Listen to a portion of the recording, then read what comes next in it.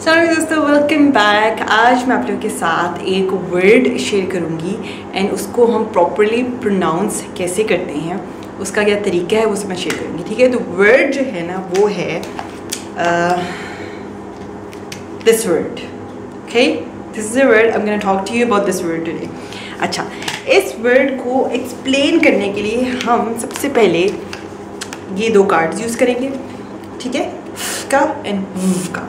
Okay, so the first thing that you have to do is आप बच्चे के सामने ये लेटर्स को दिखाएं, फ्लैश कार्ड पे दिखाएं, वाइट बोर्ड पे लिख के दिखाएं, पेपर पे लिख के दिखाएं, whatever. Just show him this letter and ask him कि how do you say the sound of this. So it's like this. Okay, now ask the child आपके मुंह को क्या होता है जब आप बोलते हो। तो बच्चा आपको बताएगा कि मैं ऊपर वाले दांत नीचे वाले लिप्स पे रख के हवा बाहर फेंकता हूँ। ठीक है, नहीं बता सकता तो यू टेल हिम दैट। तो इट्स लाइक दिस। ठीक है, this is how you say the sound of this letter. Now ask him कि आप अपना हाथ यहाँ थ्रोट पे रखो और अब ये बोलो। ओके, क्या आपको कोई वाइब्रेशन फील हो रही है अपने यहाँ गले पे? नहीं हो रही। इसका मतलब है ये लेटर की साउंड जो है ये बगैर आवाज़ वाली साउंड है। ठीक है, अनवॉइस्ड। ये मैंने पहले भी बहुत पहले भी जब मैंने लॉजिक ऑफ इंग्लिश शुरू किया था तब मैंने बताया था। एनीवेज दोबारा से अब इस तरह से एक्सप्लेन कर सकते हैं बच्चे को। वाइब्रेशन फील नहीं हो रही गले में, मीन्स कि ये बगैर आवाज़ वाली साउंड है। ठीक है, F is done. Now show him the letter V और इसकी साउंड उसको निकाल के दिखाएं। ओके, नाउ आस्क हिम अब आपके मुंह को क्या हो रहा है जब आप ये बोलते हो। तो इट्स एक्चुअली द सेम। ऊपर वाले दांत नीचे वाले लिप्स पे रख के हवा बाहर फेंकते हैं। The second thing ask him again. अब हाथ अपना दोबारा थ्रोट पे रखो और अब ये साउंड बोलो और अब देखो कि कोई वाइब्रेशन फील हो रही है कि नहीं। हो रही है।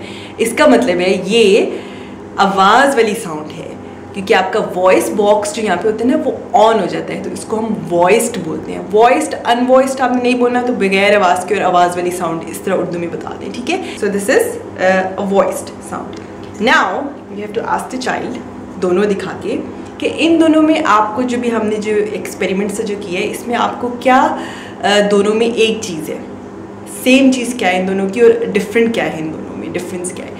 तो सेम चीज़ यही है कि आपके ऊपर वाले दांत नीचे वाले लिप्स पे रख के हवा बाहर फेंकते हो, और इसमें डिफरेंट चीज़ ये है कि एक आवाज़ वाली साउंड है एंड एक बगैर आवाज़ वाली साउंड है। ये इन दोनों की डिफरेंट चीज़ है। अब आपने सिंपली बच्चों को ये बताना है कि मैं आपको ये इन्फॉर्मेशन इसलिए दे रही हूँ क्योंकि अभी इसके बाद मैंने आपको एक वर्ड दिखाना है और इसमें जो आपने इन्फॉर्मेशन दी है ना, ये इन्फॉर्मेशन हम उसमें यूज़ करेंगे। Okay, so you going to show him this word and you going to tell him what this word is. Of, for example, I am thinking of you. I am thinking of you. ठीक है, तो बच्चे को बोले मेरे साथ repeat करो word को देके। of. Now tell him कि इसमें कितनी साउंड्स हैं। So it's a and of. ठीक है, सो अब आपको थोड़ा सा शॉक लगा होगा क्योंकि यूजुअली जब हमें नहीं पता होता तो हम इसको ऑफ बोलते हैं, विच इज़ रॉन्ग। यस। अच्छा, भाई मैं आपको एक मज़े की बात बताऊँ कि मुझे जब मैं इंग्लिश बोलती हूँ तो I am actually saying it naturally अव ही बोल रही होती हूँ, लेकिन मैंने भाई लुक एट दिस अलोन इस वर्ड को तो मैं एक्चुअली इसको ऑफ ही समझती थी। लेकिन जब मैंने नोटिस कि जब मैं बोलती हूँ तो मैं ऑफ कभी भी नहीं बोलती जब मैं किसी से बात कर रही हूँ। तो आई एम एक्चुअली, क्योंकि फ्लुएंसी के लिए जो है कुछ लेटर्स इस तरह से हो जाते हैं। जो आप कुछ आप देखते हो ना, कुछ चेंजेस जब देखते हो, मैं आपको पहले भी बता चुकी हूँ कुछ वर्ड्स में, साउंड्स में, वो क्यों होती हैं ताकि हम जब किसी से बात कर रही हो तो फ्लुएंसी आए। अगर हम मुश्किल तरीके से बोलेंगे तो आपकी स्पीड नहीं होगी किसी से बात करने में, कन्वर्सेशन करने में।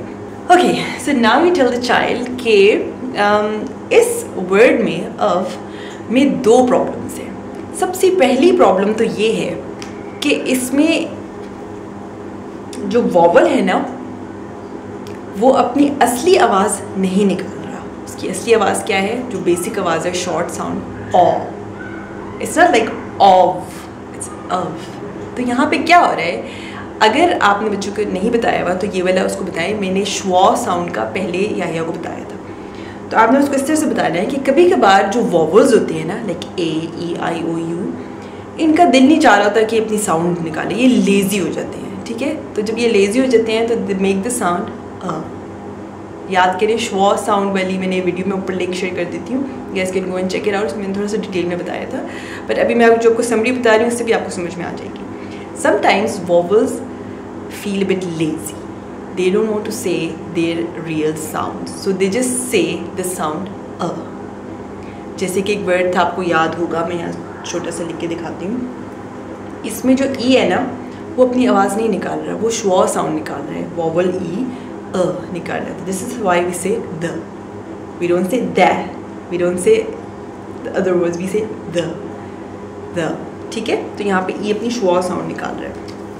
But anyways, so this is the first problem कि यहाँ पे जो ओ है वो अ अपनी लेजी वॉवल साउंड निकाल रहा है, अ। सेकेंड प्रॉब्लम ये है कि ये भी आपने प्रैक्टिस किया की साउंड तो होती है जो कि बगैर आवाज़ वाली साउंड होती है, बगैर आवाज़ वाली ना, लेकिन यहाँ पे वो साउंड निकाल रहे हैं, वी की साउंड जो कि आवाज़ वाली साउंड है। So then it becomes a, yes, so that's it, this is the word of। And आप बच्चों को एक मज़े का फैक्ट बताएं कि this is like the strangest English word that you will ever read. of it's not a usual, this is the only word जिसमें f जो है वो अपनी v साउंड निकाल रहा है, साउंड। इसके अलावा और कोई वर्ड नहीं है इंग्लिश में जहाँ पे f को कोई मसला हुआ और उसने अपनी साउंड निकालना शुरू कर दी। इसमें बल्कि बड़ा मज़े का लॉजिक ऑफ इंग्लिश पर कहा था कि बच्चे से पूछें कि डू यू थिंक कि किसी टाइम पे ये आवाज़ ऑफ हुआ करती थी देन फ्लुएंसी की वजह से, because you know people want to speak a bit fast जब कन्वर्जेशंस में, तो then they just naturally just change it to, क्योंकि आपने देखा है कि माउथ की शेप तो वैसी ही है, सिर्फ इसमें वॉइस और अनवॉइस का फ़र्क है। सो मे बी किसी ज़माने में ये ऑफ हुआ करती थी, but then it just change into of.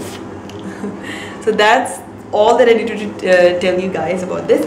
इसमें फिर आप बच्चों को प्रैक्टिस करवाएं कि आप ये आप जो है 3 दफ़ा लिखो वाइट बोर्ड पर या पेपर पे, यू नो, जस्ट तो उसको वो प्रैक्टिस करते हुए दोबारा से उसकी रीइंफोर्स हो जाए। Then as I told you guys, whenever you teach them a new digraph, a new vowel, whatever trigraph, always ask them to use that in dictation words and sentences as well. Okay, so that will be it for today. Thank you so much for watching, and we'll see you guys in the next video. Fi aman Allah.